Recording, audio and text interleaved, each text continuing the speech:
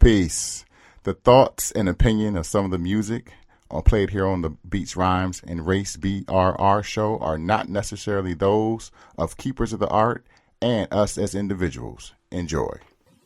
The only place you see Dr. King's speech, the I Have a Dream speech, is in hip-hop. Americans are always, Dr. King. There ain't nowhere in America Dr. King dreams. Nowhere in the United States. And I will challenge the world on that too. Nowhere in the world do you see this part where my children will one day grow up in a nation where they will not be judged by the color of their skin or by the content of their character. That's nowhere on the globe. Nowhere. The only place you see that actually happening, like actually going on culturally, is in hip-hop. What made rap and hip-hop so great? Notice I put the word made in the past tense, meaning that rap used to be great. What made hip-hop and rap so great?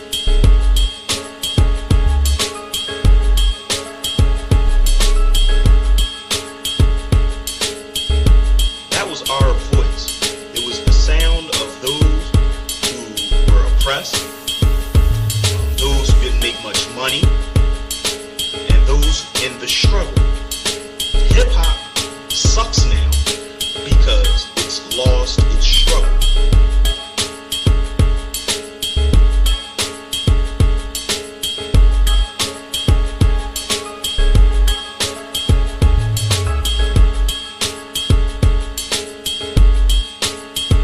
Hip-hop is no longer the voice of the inner city youth or the inner city people at all.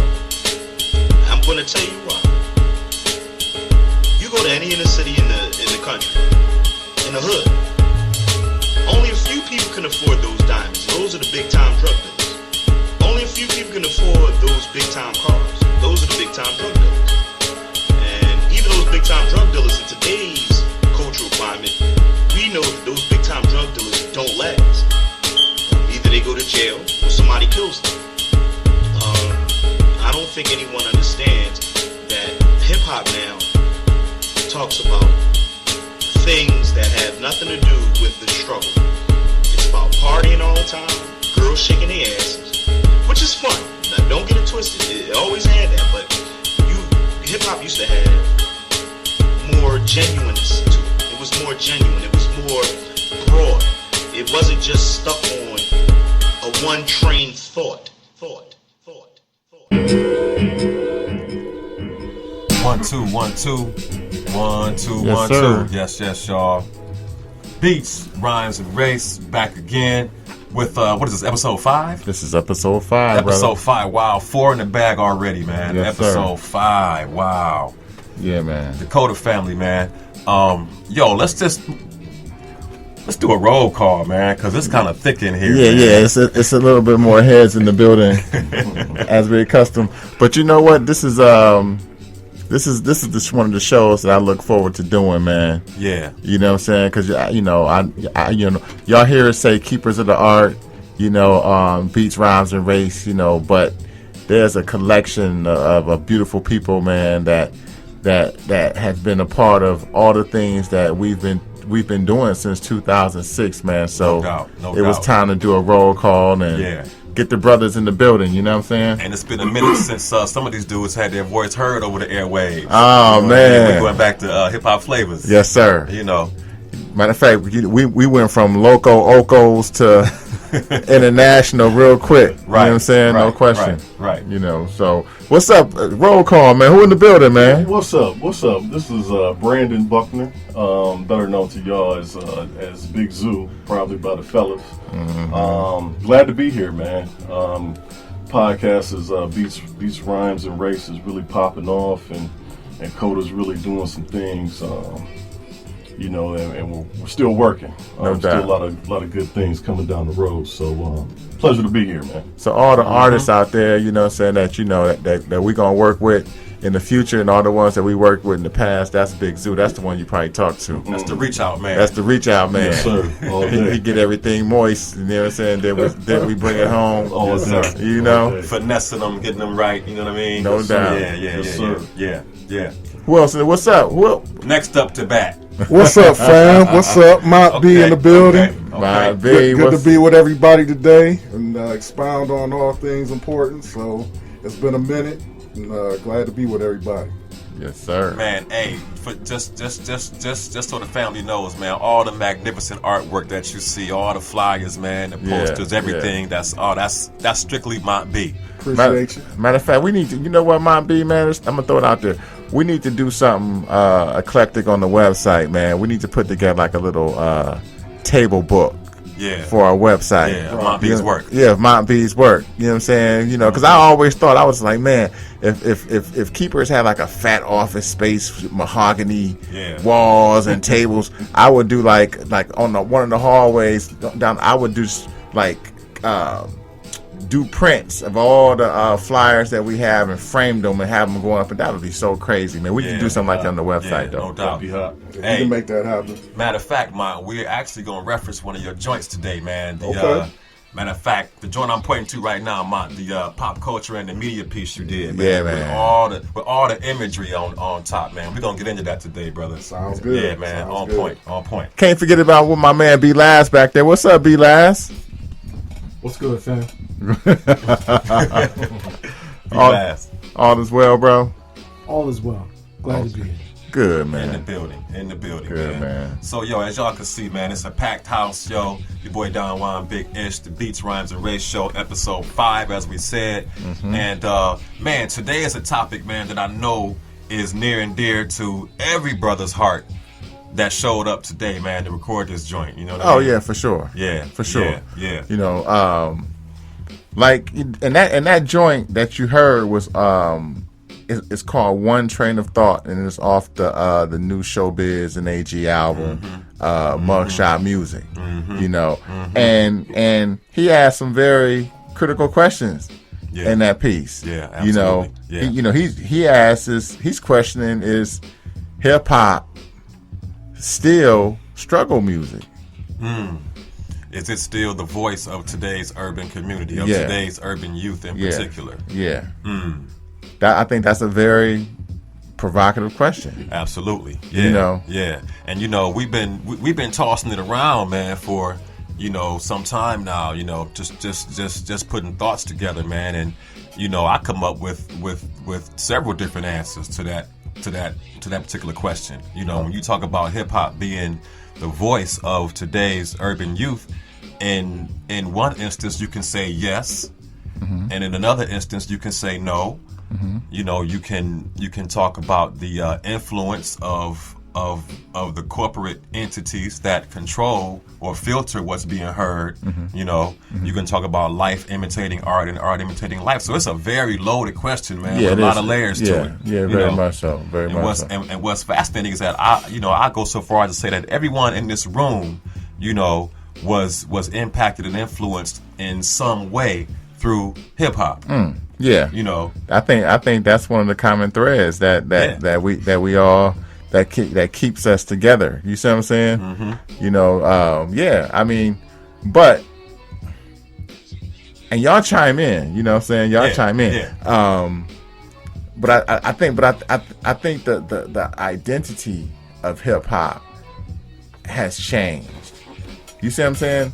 You know, and when I say the identity, I'm not talking about I'm not talking about its true essence and culture. I'm talking about that corporate constructed, mass media constructed identity of hip hop. You know, like you said, you know, we looking at Mont B's piece. You know, well, we got. Well, first of all, the theme is pop culture and the media. So, while you here, man, what was the What was the influence behind these images that you put on there? We got a gun, we got a dude pointing the Glock, we got what, racks of money, we got rims, Right. a Hennessy bottle. Right. Yeah, What's going through your dome, man? I think the emphasis of it all was just to point out the negative aspects of what hip hop culture can be, and how that influences mass media, how it influences the public as a whole. So that was really the backdrop to what I was trying to get across visually. So that was the key thought in what we were trying to get across as a whole as well. So. You even have a bottle of prescription pills, man. Exactly. You know what I mean? And that, man, wow. But that's the thing. But when I look at those images, though, he got a crack pipe with some handcuffs around. yeah, that's crazy. but when I look at these images, it's like this. If we had these images in front of us, and then right next to the images, we had a picture of someone DJing, a picture of someone rapping, a person doing graffiti, and a person breakdancing. You're talking about two different identities. I'm talking about two different identities. Yeah. You know, this identity was constructed by someone outside the hip hop Yeah, community. when you say this identity, you're referring to the guns, the money. Oh yeah, the blunts, Hennessy, yeah, the police. yeah. You know what I'm saying? But I think the issue is that we're not preserving the true elements of the culture anymore. Those aren't being passed down to the kids anymore. I have to agree.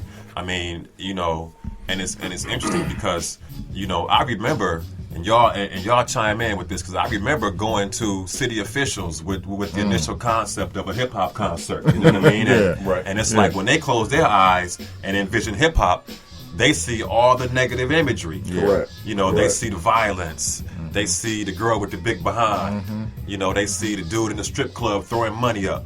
They see the rapper who is / ex drug dealer, ex felon.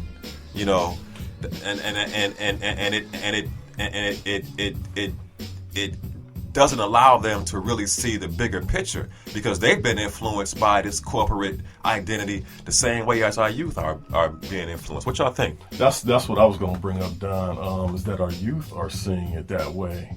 And it's really a shame, because I have young kids at home. I have a 6-year-old and a 2-year-old. And sometimes I'm playing music around the house, and I really feel that they have already missed out on what we were fortunate enough to be brought up in, and that was the real hip hop and golden age. I have a question. Are we acknowledging the fact that hip hop has evolved? And how has it evolved? I mean, I just saw Straight Outta Compton a couple nights ago. For the first time? For the first time. Wow. Oh, okay. And, Where you been, man? Yeah, I'm sleep. I told you I got 2 kids at home, so we're watching no doubt. Chuggington, and you know what I'm saying. So, but I mean, it even evolved from KRS and what we're used to on the East Coast to Straight Outta Compton, Ice Cube, what he was doing initially, and then it's evolved to today. So exactly where is it going? And to answer the question of the show, I mean, it definitely is not the voice of the youth. I don't think, in my opinion. Zoo, I would make the argument that hip hop has devolved. It started at one point and it kind of slid to where it is now. The hip hop is music in general is only going to be as intellectual, as good as the community it serves. And if the community doesn't demand more, it doesn't demand better, then they're not going to get better. And the artists are going to continue to mail in these half-hearted efforts at entertainment. And continue to get paid for it. And to continue to get paid for it. So- Why do I have to sit there and think about what I'm writing, think about what I'm saying, when I can just go in the studio and be like, jump man, for 3 minutes, Right. and have the hottest record on the streets right now. So be last. I guess what you're saying, man, is people always talk about hip hop evolving, but evolution isn't always upward. You know, evolution can be a downward spiral as well. You know, Right. It can and evolution can be a manipulated process as well. Yeah. Sure, You know. absolutely, Yeah. absolutely. You know. Yeah. So look, we're gonna come back, because as you see, we're gonna have some rich dialogue on a very important topic. Because the one thing I just want to say before we get into this Chuck D clip is, I think one of the more dangerous things that we do is, because American popular culture has kind of trivialized hip hop, rap music to a certain extent. I think